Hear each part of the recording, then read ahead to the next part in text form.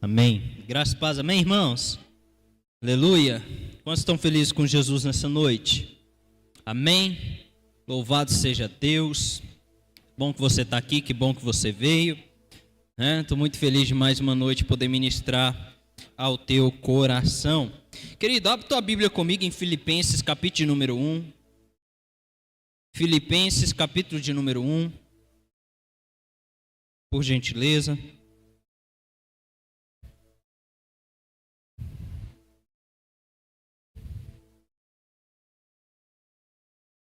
Filipenses, capítulo de número 1. Nós vamos estar lendo a partir do verso de número 12.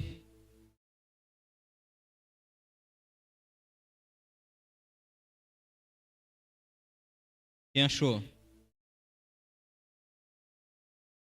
Diz assim a palavra do Senhor para nós. Filipenses 1:12. Quero que saibam, irmãos, que aquilo que me aconteceu. Pastor, aconteceu o quê? Paulo foi preso, né? Tem ao contrário servido para o progresso do evangelho. Como resultado, tornou-se evidente a toda a guarda do palácio e todos os demais que estou na prisão por causa de Cristo. E os irmãos, em sua maioria, motivados no Senhor pela minha prisão, estão anunciando a palavra com maior determinação e destemor. É verdade que alguns pregam Cristo por inveja e rivalidade, mas outros fazem de boa vontade. Estes o fazem por amor, sabendo que aqui me encontro para a defesa do Evangelho. Aqueles que pegam Cristo por ambição egoísta, sem sinceridade, pensando que me podem causar sofrimentos enquanto estou preso, mas o importante é que de qualquer forma, seja por motivos falsos ou verdadeiros, Cristo está sendo pregado. E por isso me alegro. De fato, continuarei a alegrar-me, pois sei que o que me aconteceu resultará em minha libertação, graças às orações de vocês e ao auxílio do Espírito de Jesus Cristo. Aguardo ansiosamente e espero que em nada serei envergonhado. Ao contrário, com toda a determinação de sempre, também agora, Cristo será engrandecido no meu corpo, quer pela vida, quer pela morte. Porque para mim o viver é Cristo e morrer é lucro. Caso continue vivendo no corpo, terei fruto do meu trabalho. E já não sei o que escolher. Estou pressionado dos dois lados. Desejo partir e estar com Cristo, que me é muito melhor. Contudo, é mais necessário por causa de vocês que eu permaneça no corpo. Convencido disso, sei que vou permanecer e continuar com todos vocês para o seu progresso e alegria na fé, a fim de que pela minha presença outra vez a exultação de vocês em Cristo Jesus transborde por minha causa. Amém? Curva sua cabeça, feche seus olhos, Pai. Muito obrigado pela leitura da Tua palavra. A Tua palavra é o que nos direciona, a Tua palavra é o que nos alimenta. Pai amado, que o Senhor possa mais uma noite ministrar ao nosso coração. Nós queremos, em nome de Jesus Cristo, meu Deus, estarmos atentos daquilo que o Teu Espírito Santo irá falar conosco, em nome de Jesus Cristo. Amém. Amém, querido? Louvado seja Deus. A carta de Paulo aos Filipenses, ela já começa de sobremaneira muito interessante, né? Paulo, ele começa dando ações de graças, né? Ele começa a se alegrar. Pastor, e o motivo? Ele estava preso. Né? Olha só que beleza. Você já se imaginou você escrevendo para alguém e falando: olha, com muita alegria que eu te escrevo essa carta, fui preso, né? Olha só que coisa boa, estou aqui preso, né? E isso é motivo de alegria, isso é motivo de ação de graça, isso é muito bom, né? Geralmente não é assim que acontece, não é verdade? Mas Paulo, ele escrevendo, né, para a igreja dos Filipenses, para aqueles que moravam em Filipos, né? Ele, então, começa a carta desse jeito, dando ação de graças, e fala que aquilo que aconteceu a ele, ou seja, ele ter sido preso, né, tem servido de progresso para o Evangelho, e por isso ele está muito feliz. E, baseado nesse texto, eu quero chamar a nossa atenção e colocar um título nessa mensagem de: para onde você tem olhado? Amém? Para onde você tem olhado? Paulo aqui, num momento de cárcere, num momento de prisão, ele olha para toda aquela situação.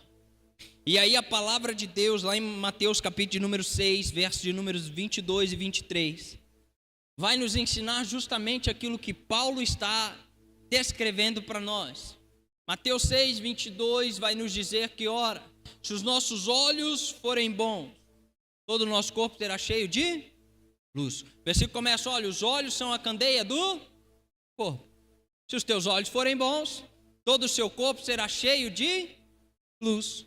Mas se os seus olhos forem maus, todo o seu corpo será cheio de trevas. E o verso número 23 vai terminar dizendo, portanto, se a luz que é em ti é trevas, quão terríveis trevas são. Amém, irmão? Paulo está olhando para aquele momento com os olhos bons. Por isso ele consegue ter clareza de que ainda ele, Paulo, estivesse preso, ainda que ele, Paulo, estivesse em sofrimento, como os olhos dele eram bons, e isso, claro, a gente só alcança mediante a graça de Cristo, né? Como os olhos dele estavam bons, ele fala assim, estou feliz demais, porque isso serviu para avanço do Evangelho. E naquele momento, Paulo tinha um problema que muita gente enfrenta. Muita gente enfrenta. Quem aqui já passou por um período, vamos chamar dessa forma, ou já se relacionou, vamos colocar, fica melhor do que passar por um período. Quem já se relacionou com uma pessoa falsa? Que isso, misericórdia. Esse U aí, né, significa que tem muito. Né? Vou te dar uma flauta, André, pra você tocar e as cobras, né? Louvado seja Deus. Né? Mas todos nós já lidamos com pessoas falsas. Todos nós já nos relacionamos com pessoas duas caras, seja no seu serviço, seja um relacionamento afetivo, seja um relacionamento de amizade, seja um relacionamento de parentesco. Em algum momento da nossa vida nós vamos, né, nos relacionarmos com alguma pessoa que vai ser falsa com a gente, vai usar de falsidade para conosco. A grande questão é, Paulo, além de estar preso, estava passando por isso. Veja, alguns, pela coragem que Paulo demonstrou de ir preso por amor a Jesus, pregava o evangelho sem destemor. Pastor, o que é isso? Sem medo. Porque falou, Paulo pregou o evangelho, está sendo fiel, foi até preso por causa de Cristo, tomei coragem, criei vergonha na cara, eu vou pregar o evangelho também. Já outros, na falsidade, pregavam o evangelho apenas para que Paulo fosse mais punido. Você consegue entender? Tinha gente pregando o evangelho para que o cara que já estava preso sofresse mais na prisão. Por quê? Se alguém chegasse, isso eu imagino, não está escrito, né? Mas provavelmente se algum oficial chegasse, né, em quem estava pregando o evangelho, falando, o que é isso, o que vocês estão pregando, o que vocês estão falando, foi Paulo que mandou. Paulo nos instruiu a continuar a mensagem dele, o cara se lascava lá na prisão, e aí Paulo, com seus olhos bons, com seu corpo cheio de luz, isso através da graça de Cristo, ele olha e fala assim, estou nem aí, né? Se eles pregam por verdade ou se eles pregam por falsidade, eu sei de uma coisa, eu vou me alegrar porque Cristo está sendo pregado. Olha que loucura.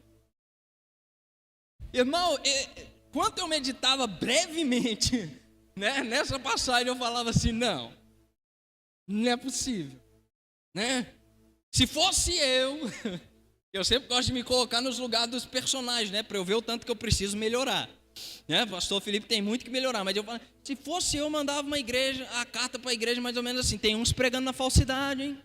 Cuidado com as cobras, cuidado com os lobos, hein? Se possível, manda eles vir para cá junto comigo, hein? Para eles verem o que é sofrer, estão fazendo eu sofrer mais aqui, eles que venham sofrer no meu lugar, não é verdade? Então a gente talvez olha para situações, pastor, eu estou sendo perseguido, eu estou sendo caluniado, as pessoas estão sendo falsas comigo, né? Eu estou vivendo um momento de tensão, irmão, tira os olhos nisso e tenta colocar os olhos naquilo que é bom. Existe uma frase Eu falei ela para o William esses dias, também postei no Instagram.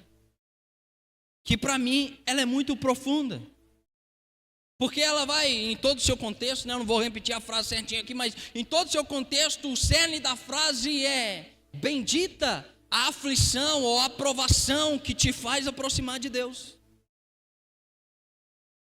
Aí a gente olha só para a luta, e ninguém gosta de passar luta, irmão. Eu costumo dizer que quem gosta de passar luta é doido, né? Ninguém gosta, é ruim, é desconfortável, mas se a luta te aproximou de Deus, fez você orar mais, fez você ler mais Bíblia, fez você jejuar mais, que bendita luta, irmão, que venham mais sobre a sua vida. Está amarrado, pastor, essa profecia eu não quero. Chega de luta, que venha mais nada. Irmão, mas se a única forma, presta atenção nisso aqui, que isso é importante a gente dizer. Se a única forma de Deus te aproximar dele for te cercando de problema, ele vai fazer. Porque ele prefere ver você passar uma vida inteira com problema do que você viver a eternidade longe dele. Ele não tem problema em te dar problema nessa terra para que você se aproxime dele, contando que a eternidade você passe com ele. Porque o objetivo de Deus não é, sabe, deixar você talvez ter um momento de conforto nessa terra ou ter uma vida tranquila nessa terra. O objetivo primário e final de Cristo foi morrer para te dar vida eterna com ele. Amém, irmão? Não somente vida nessa terra, e eu acredito sim, que o Senhor, Ele trabalha para que nós possamos ter uma vida, claro, uma vida abençoada também em terra. Eu acredito que o Senhor é o maior interessado em nos abençoar, desde que a gente cumpra aquilo que também está escrito em Mateus capítulo número 6, versículo de número 33, desde que a gente busque em primeiro lugar o reino de Deus e a sua justiça. Aí ele não tem problema em acrescentar as demais coisas. Você está comigo aqui? Porque o próprio Mateus 6, está nos versículos atrás aí. O próprio Mateus 6 vai dizer: aonde está o nosso tesouro, ali também estará o nosso coração. O Senhor, Ele é o maior interessado em nos abençoar em terra, sim. Mas se a partir do momento que Ele começa a nos abençoar em terra, a gente nunca mais quer sair daqui, porque agora minha vida está confortável, agora eu tenho um carro bom, agora eu tenho uma moto boa, agora eu tenho, né, uma casa confortável para eu morar, pastor, esse mundão velho é bom demais. Acaba não, tem que acabar, irmão. Coisa boa é morar na Nova Jerusalém, lá não vai ter choro, né? Lá não vai ter tristeza, lá não vai ter pecado. Uau! Né? Como diz o pastor Anderson Silva, você já imaginou, cara? Você vai chegar diante de Jesus, pastor Anderson Silva pregou isso. Você vai chegar diante de Jesus um dia e ele vai falar assim: acabou. Amanhã você não vai mais acordar tendo que pedir perdão pelos pecados que você cometeu por ontem. Acabou. Você não vai mais precisar pedir perdão pelos seus pecados, porque aqui não entra pecado. Acabou. Aqui você não vai precisar se apropriar da palavra que diz: olha, o choro dura uma noite, mas a alegria vem pela manhã. Por quê? Aqui não tem choro, aqui não tem tristeza, aqui só tem alegria e plenitude. Você consegue entender isso, irmão? Só que para a gente suportar o processo de chegar até esse lugar maravilhoso, onde tudo é perfeito, nós precisamos tomar cuidado para onde que a gente está olhando. Porque se nós focarmos no problema, a gente só vai ver problema. Se a gente só focar na falsidade, a gente só vai ver falsidade. Se a gente focar só na corrupção, a gente só vai ver corrupção, irmão. E sabe qual que é o problema? Quanto mais a gente foca nessas coisas, mais parece que a gente tem tendência a fazer igual. Ah, está todo mundo sendo falso comigo mesmo? O povo que se lasca, eu vou ser falso com todo mundo também. Eu estou aqui sendo verdadeiro e todo mundo é falso, agora eu vou agir de falsidade também. Cuidado, irmão, olhou para o lugar errado. Ah, pastor, mas todo mundo é corrupto. Já dizia minha mãe, eu não sou todo mundo, né? Graças a Deus. Então não tem por que eu ser também, mas eu preciso olhar com os olhos certos para a coisa certa e aquilo que isso está provocando na minha vida. Pastor, e o que isso provoca? Simples, já falei aqui, as lutas elas nos aproximam de Deus. A falsidade faz com que a gente entenda que a única pessoa que a gente pode confiar verdadeiramente 100% é Cristo.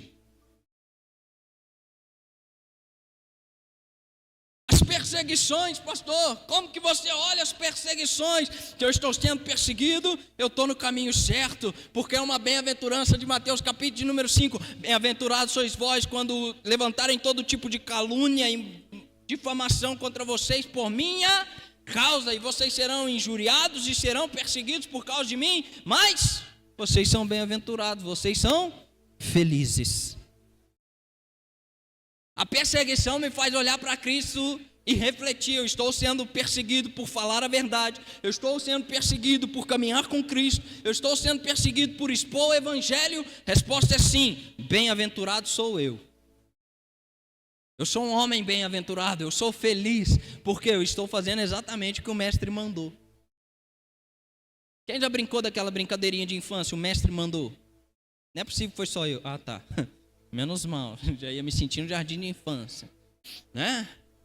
E aí a pessoa fala: o mestre mandou você pular com um pé só, e você fica lá igual um bobo, né? Obedecendo o mestre mandou. E na nossa vida espiritual também é assim. O mestre mandou, irmão.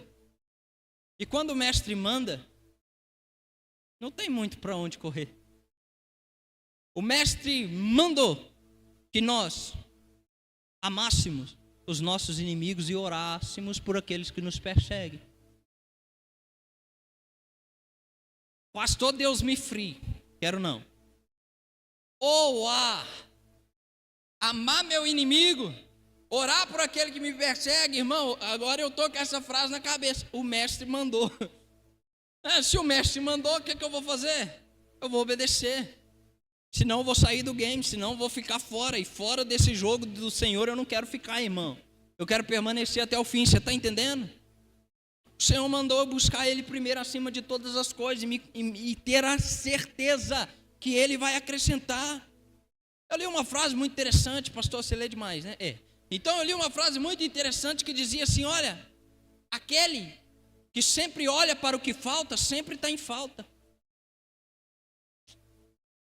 E eu falei: uau, que frase profunda, porque a maioria de nós somos assim, irmãos.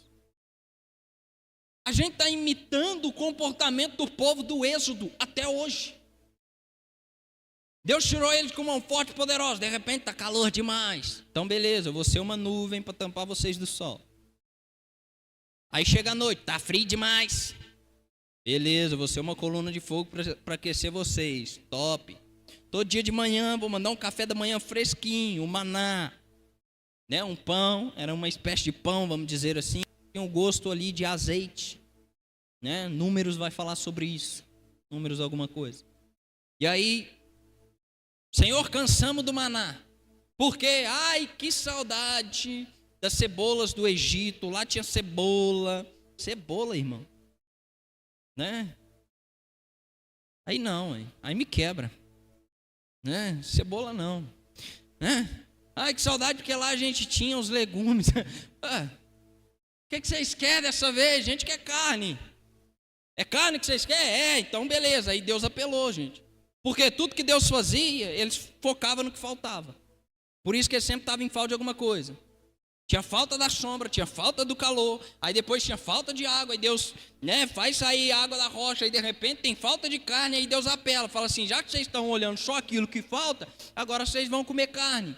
Vocês vão comer carne até sair pelo nariz. E aconteceu.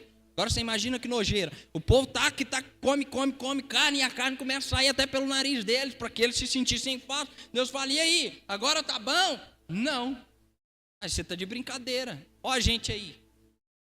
É assim ou não é? Deus faz um milagre, a gente fala: é, Senhor, muito obrigado por esse milagre. Mas e aquele outro lá? Quantas pessoas, que eu falo que tem pelo menos uns 30 parafusamentos, eu já vi de conversar, de tipo assim: cara, Deus livrou a pessoa de uma morte, de um leito de morte, e aí a pessoa está lá só porque quebrou uma perna. Fala assim: mas por que Deus deixou passar isso? Falei: filho de Deus, era para você ter morrido. Uma perna só quebrada é lucro. Você está focando na sua perna, sendo que você podia ter perdido a vida. Onde você está com essa cabeça? Você está doido? Olha só, todo mundo olha para o acidente que você sofreu, para aquilo que te ocorreu, e fala assim: ele ter saído vivo é um milagre. Agora você está perguntando por que Deus deixou você quebrar a perna? Se eu fosse Deus, eu quebrava a outra. Você largar de ser besta, né? Fica com as duas agora, né? Suas pernas valem mais de sua vida, infeliz. O que adianta você não quebrar a perna e morrer? É assim ou não é? Então a gente tem esse problema, irmão. A gente está sempre focando no que falta. Cuidado para onde você está olhando. Às vezes você não consegue ver aquilo que Deus já fez na sua vida. Por quê, pastor? Porque não respondeu minha outra oração, irmão. Veja como Deus é bom. Olha o tanto de coisa que Ele já te fez. Você está respirando, você está com saúde, você está feliz, você teve o que comer, você tem o que vestir, graças a Deus, né? Você tem o que vestir, aí de repente você está sempre olhando para aquilo que falta. Mas o Senhor já fez tanta coisa. Por que a gente não consegue simplesmente ser grato e olhar para aquilo que Deus está fazendo? Quando eu olho a nível de igreja, e eu penso muito a nível de igreja, eu sei, irmão, tem muita gente, assim como nesse trecho que a gente leu, que deturpa o evangelho, é normal, não deveria ser, mas é. Desde a época de Paulo já tinha, imagina hoje, né? Deturpa o evangelho, mas de alguma forma o Senhor ele está sendo apresentado. E aí eu já ouvi de alguns lunáticos, né, de dizer assim, pastor, eu prefiro fulano, ciclano, beltrano da minha família desviado do que ouvir nesses certos tipos de pregadores. Eu digo, eu prefiro que ele ouça esse certo tipo de pregador, porque pelo menos esse pregador vai incitar ele a pensar em Deus. Está alimentando o ego dele? Tá, mas pelo menos ele está tirando um tempo para ouvir uma palavra que pelo menos ele subjuga, ele subentende que é de Deus. Então eu prefiro ele ouvir uma palavra que ele pelo menos subjuga que é de Deus, do que ele não ouvir nada sobre Deus. E talvez por meio dessa palavra rasa, superficial e até antropocêntrica, uma hora Jesus pode ir lá tocar nele e falar, ei, tá tudo bem, até agora você ouviu esse tipo de mensagem, mas agora chegou a hora da gente se relacionar mais profundo, da gente ser mais íntimo, e eu vou te apresentar qual que é o caminho, a verdade e a vida, prazer, Cristo. Amém, irmão? Você não pode olhar para essas coisas. Isaías 43, o Senhor ele está fazendo uma promessa para Israel. Isaías 43, verso de número 18, 19. Veja aquilo que o Senhor fala para Israel, e eu entendo que ele está falando para nós. Olha, esqueça o que já se foi, não viva no passado. Vejam, eu estou fazendo coisa nova, ela já está surgindo, vocês não percebem? Até no deserto vou abrir um caminho e riachos no ermo. Amém, irmão? Deus ele olha para a nação de Israel e fala assim, esqueça do que passou, para de viver no passado e veja, ou seja, muda a direção daquilo que você tem olhado, muda para onde você tem olhado. Esquece, você está olhando para o seu passado, você está vivendo lá, mas eu já fui muito usado por Deus, irmão, tudo bem, né? Não se sente que está sendo tão usado por Deus como antigamente, amém. Mas eu costumo dizer, olha, da onde você saiu não é aonde você tem que voltar. Tenha o seu auge passado como uma base para onde você precisa ir. Mas o passado é uma base, ou seja, se eu já fui muito usado por Deus, amém, Deus, muito obrigado, glória a Deus, dei uma deslizada, né? Estou fora da tua presença, mas eu não quero simplesmente ser usado como eu era antes, eu quero ser mais do que eu era antes. Porque o Senhor está fazendo algo novo. E o que Deus está falando é, para de viver no passado, esquece do que já te foi. Vejam, eu estou fazendo algo novo, vocês não percebem? É uma pergunta. Pastor, e por que a gente não percebe Deus fazendo algo novo na nossa vida? Porque a gente está olhando para o lugar errado. A gente está olhando lá para trás. Pastor, mas eu já fui. Exatamente, você conjugou o verbo corretamente. Você já foi, você já não é mais. Todas as coisas velhas se passaram, tudo se fez novo, você é uma nova criatura, né? Isso está escrito em 2 Coríntios capítulo número 5, verso de número 17. Ora, aquele que está em Cristo é uma nova criatura, e todas as coisas velhas se passaram e tudo se fez novo. Veja, eu estou fazendo algo novo. Aí você sempre volta no passado. Não, isso aqui aconteceu porque lá atrás eu fiz isso, eu fiz aquilo. Para de viver no passado, irmão. Cuidado para onde você está olhando. Cuidado aquilo que você está alimentando os seus olhos. Paulo, numa situação extrema, onde muitos de nós ia surtar, porque o cara está preso, Tem gente pregando o evangelho só para aumentar a pena dele. Outros, pelo contrário, foram encorajados, né, por Paulo. Paulo está lá tendo um dilema pessoal. Pastor, qual foi o dilema de Paulo? Paulo fala assim, eu quero morrer. É o que Paulo está falando aí. Eu quero morrer. Porque estar com Cristo, para mim, é 1000 vezes melhor. Eu quero morrer. Só que, ao mesmo tempo, eu entendo que vocês, ou seja, a igreja, precisa de mim ainda. Precisa de certas instruções. Vocês precisam ter ânimo nos meus sofrimentos. Então, por vocês, eu vou ficar. Ele está tendo um dilema. Em meio a tudo isso, Paulo, ele consegue olhar e talvez cumprir essa profecia que o Senhor fez para Israel. Vejam, eu estou fazendo algo novo. Paulo podia pensar, poxa vida, estou aqui encarcerado, o povo está desanimando, outros pelo contrário, mas alguns estão até agindo de falsidade comigo. Eu quero estar com Cristo, mas ao mesmo tempo o povo precisa de mim. O que é que eu vou fazer? Ele fala assim, peraí, o Senhor está fazendo algo novo, porque de toda forma, seja por verdade ou seja por falsidade, Cristo está sendo pregado. E se Cristo está sendo pregado, isso significa que mais vidas podem se converter. E se mais vidas podem se converter, olha o que Paulo fala: no meu corpo eu terei o fruto do meu trabalho. Por quê, pastor? Porque o fruto do trabalho de Paulo era vidas convertidas. Então, num cenário de caos, ele olha e fala assim: Deus está fazendo algo novo e algo bom. E talvez, irmão, você entrou aqui dessa maneira, para a gente partir para a conclusão. Quem entendeu até aqui? Amém? Talvez você entrou aqui dessa maneira, num cenário de caos. Talvez quando eu comecei a falar algumas coisas, você falou: pastor, que isso? Estava lá em casa, né? O que está acontecendo? Quem te contou, né? Porque todos nós passamos por coisas semelhantes a essa, irmão. Se eu não me engano é Pedro, né? Pedro, em uma de suas cartas, acho que é Pedro mesmo, agora de fato eu não me recordo, mas ele fala para a gente não entender que é só a gente que passa as coisas. Ele fala: olha, em algum lugar no mundo os seus irmãos estão passando pela mesma coisa que você. Nenhuma luta, irmão, é exclusiva sua. Nenhuma. Em algum lugar, talvez nem precise ir longe, né? Nem do mundo. Em algum lugar nessa cidade, às vezes, tem alguém com o mesmo problema que o seu, que você não sabe, né? E aí você está se sentindo todo o inferiorizado, né? O ponto da ira de Deus. Deus me atingiu com a ira dele, pastor. Não, ixi, isso é ficha, filho. Tem outras pessoas passando pelo mesmo. A questão é, por que alguns pastores eles conseguem, né, passar por cima de toda luta, de toda provação, e entra ano, sai ano, eles continuam firmes na fé? Porque a gente tem uma direção para onde a gente olha. A gente não olha para o problema, a gente não olha para a luta, a gente não olha para a calúnia, a gente não olha para a difamação. Nós olhamos para Cristo. Hebreus capítulo número 12, verso de número 2. Tendo os olhos fitos em Jesus, o autor e consumador da nossa fé. Tendo os olhos fitos em Jesus, o autor e consumador da nossa fé. Cuidado para onde você olha. Novamente eu vou falar isso para repetir, ficar bem gravado no seu coração. 8h30, já vou caminhar para o fim mesmo, agora. Veja.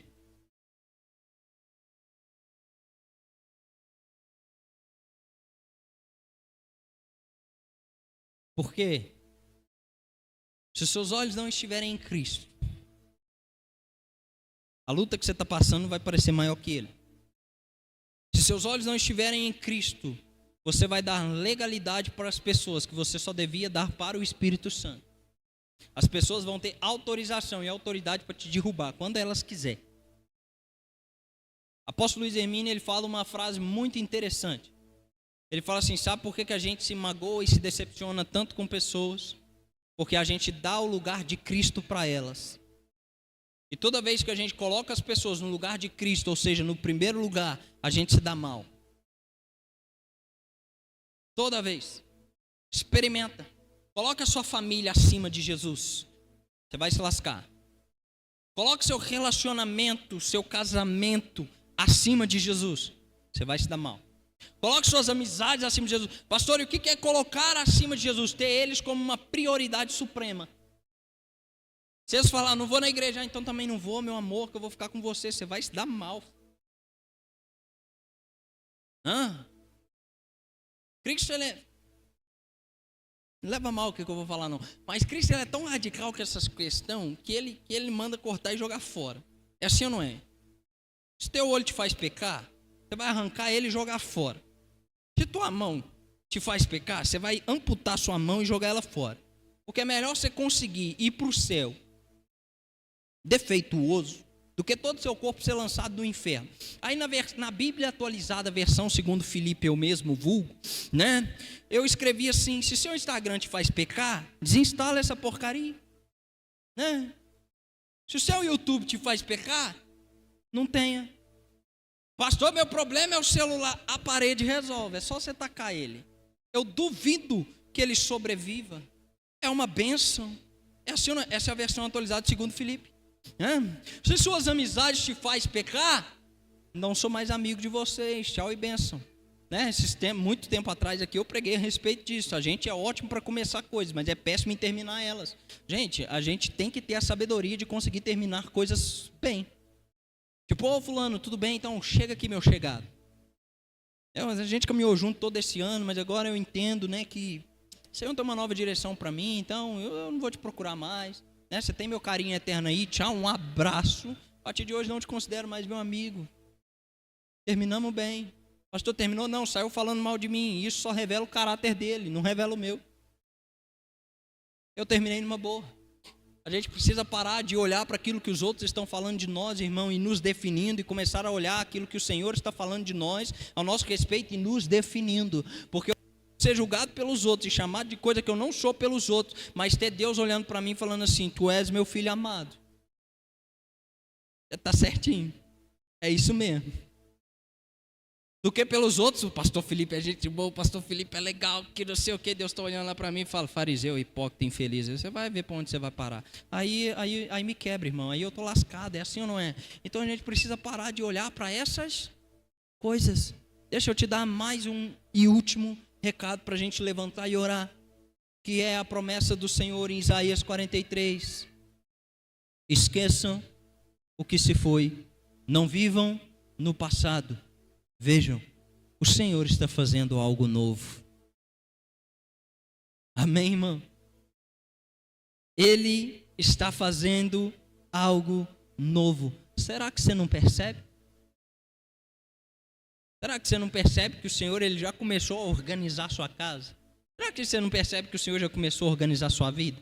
Será que você não percebe que o Senhor ele já está fazendo muita coisa, só que você vê como perda e não é? Pastor, como assim? Pastor, eu estou perdendo um monte de amigo. Deus está fazendo algo novo. Ele sabe onde ele mexe, irmão. Pastor, mas eu perdi muito dinheiro. Deus sabe onde mexe. Pastor, aconteceu. Deus sabe, irmão. A gente precisa olhar. Ele está fazendo algo novo. E a vontade dele está sendo estabelecida. Por que eu temeria a vontade de Deus se ela é boa, perfeita e agradável?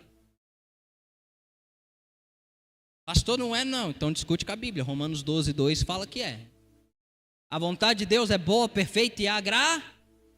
E é o que Ele está fazendo na sua vida. Ele está fazendo algo novo. O quê? Estabelecendo a vontade dEle. Até hoje você tentou andar com as suas pernas. Até hoje você tentou resolver seus problemas. Até hoje você tentou salvar sua família, né? Porque você acha que sua família você salva por causa de você. Né? Coitado. Então, assim, você tentou fazer um monte de coisa. Aí agora Deus falou assim: chega, para de fazer, deixa que eu vou entrar em cena. Agora eu vou começar a fazer algo novo. Agora eu vou começar a estabelecer minha vontade. Agora você vai ver muita coisa mudar. Você vai se ferir, você vai chatear, você não vai entender. Mas está tudo bem, olha para mim. Eu sou o autor e consumador da sua fé. Quando eu resolvo agir, irmão, acabou. Aí acabou. Quando Deus entra em cena, não tem como. Acabou. Pastor, eu entendo que Deus está trabalhando na minha vida. Tem um conselho? Tenho. Não enfie o dedo onde você não foi chamado. Se Deus começou a fazer, deixa que Ele termine. Se você tentar ajudar, você vai atrapalhar, irmão. Fala nada também não. Calado a gente é tudo poeta. Né? Postei agora mesmo. Reclamar é a mesma coisa de você olhar para Deus e falar assim: Deus, se eu tivesse no seu lugar, eu ia fazer melhor. Eu estou reclamando daquilo que o Senhor está fazendo, então eu estou dizendo que eu faria melhor. A gente não faria não, irmão. Deus sabe o que faz. Em meio à prisão, em meio ao sofrimento, em meio a uma crise, Paulo olha e fala assim: eu estou feliz, porque o evangelho está sendo pregado. Olhe para a sua situação e fala assim: irmão, eu estou feliz depois que eu participei desse culto, porque eu aprendi a olhar para o lugar certo. Eu estava vendo só o meu problema, mas agora eu não estou vendo mais só o meu problema. Agora eu estou vendo que Cristo em mim é a esperança da glória. Agora eu estou vendo que a vontade dele para mim é essa e eu vou me submeter até o final. Dele, por ele e para ele são todas as coisas. Amém, irmão? Fica de pé aí no teu lugar em nome de Jesus. Senta não.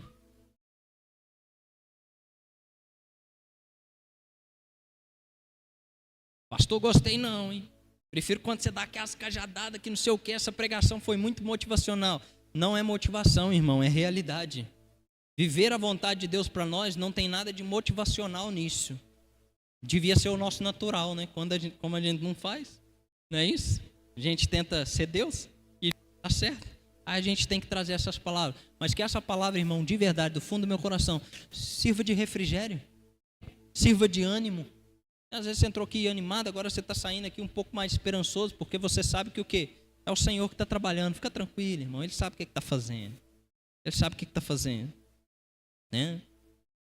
Feche seus olhos, por gentileza, nós vamos orar. Pastor, o que eu vou fazer? Você vai pedir, Senhor, faça com que os meus olhos sejam bons. Enche o meu corpo da sua luz, para que eu possa contemplar a sua beleza, para que eu possa contemplar os seus grandes feitos, para que eu possa contemplar os seus livramentos, para que eu possa contemplar, meu Deus, tudo aquilo que o Senhor já fez na minha casa, tudo aquilo que o Senhor já fez na minha vida. Obrigado, Jesus, porque hoje eu reclamei que só tinha carne moída, mas teve gente que nem almoçou e nem jantou hoje, Jesus, e eu tive pelo menos a carne moída, porque o Senhor é bom comigo. É só a graça. Obrigado, Jesus, por essa luta. Porque se eu não tivesse passado ela, eu não tinha voltado para a igreja. Eu não tinha voltado para a sua presença. Eu estava lá perdido até hoje, mas o Senhor usou uma luta e bendita seja essa luta que me fez aproximar do Senhor. É isso que você vai fazer agora diante de Deus. Começa a falar aí para Deus, irmão. Tudo aquilo que você via como errado, tudo aquilo que você via como perda, tudo aquilo que você via, sabe, como uma bagunça, mas agora, através dessa mensagem e pelo Espírito Santo de Deus, você consegue ver e entender, é Deus fazendo algo novo na minha vida. Aleluia.